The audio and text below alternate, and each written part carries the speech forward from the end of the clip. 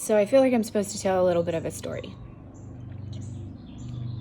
And I just worked out and my hair is a mess but I came home and I'm like, I gotta tell this. I don't know why. So, have you ever had a dream that was so big and so much and you wanted it so bad that it made you miserable? You know, just because it wasn't ever happening. I've wanted to be a writer for a very long time. I've been writing books for a really long time. And I always felt like I was supposed to do that. I always felt like that's what I was here for. But it just wasn't happening. There was something that was not happening. And so in September of 2016, I gave it up. I looked like this. I was crying like this. And I gave it up. I said, it's more important for me to have joy than it is for me to do this dream that is mine. I'm miserable because it's not happening, and I don't want to be miserable anymore when it comes to my books. I was like, I have a good life. I love my husband. I have kids that are amazing, and I want to be able to enjoy them rather than dealing with this pain that was happening in my just everything. And it was so heavy, but I cried and I gave it up and I said, okay, I'm done. I surrender this. I'm done. And I was really serious. I was not going to go back to writing. I was not going to touch it. I was literally done.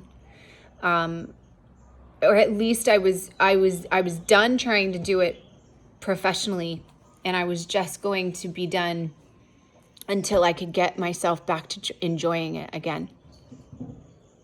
So I go on vacation right after this. I mean, literally a couple days later, we left on vacation. And I've never had a vacation that was more free and filled with joy in all my life. It was such an amazing experience. Because for the first time, I was no longer worried about what wasn't happening. And I just decided, okay, I'm going to try and come up with other dreams. I'm seeking joy here. And I did. I had so much joy for that entire time. And I get home, and a week after I get home from vacation where I have the best time, I get a call from, he's somebody in my life that was a part of the publishing community, but he was a part of nonfiction and just not a part of my genre at all. And he was a family friend that had kind of checked up on me for years since my dad died.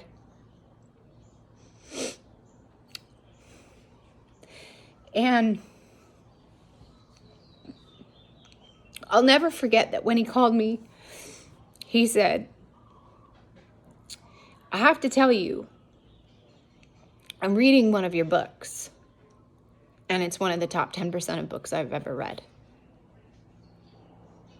And this is like 2 weeks after I gave up writing completely.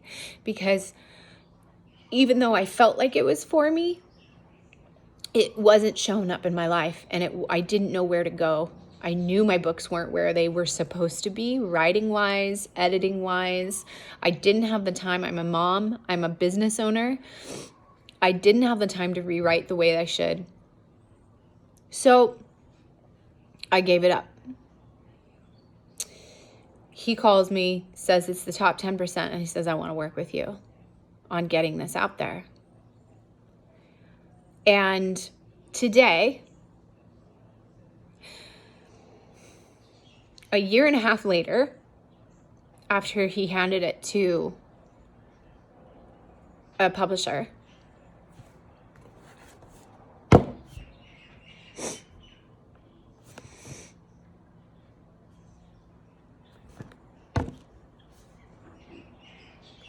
I just got my book.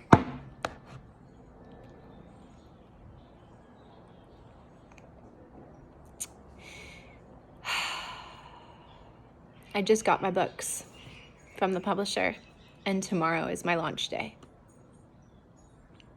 And I felt like I needed to tell this story because I feel like there's a lot of people out there that they give up on their dreams.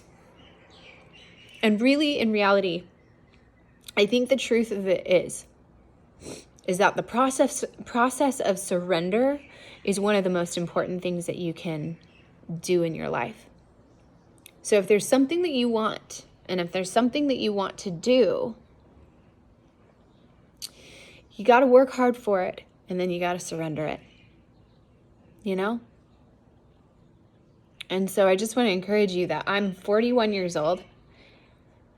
Tomorrow is my launch day. And I have to say, I'm coming home and I'm like, okay, here we go. So that's my story.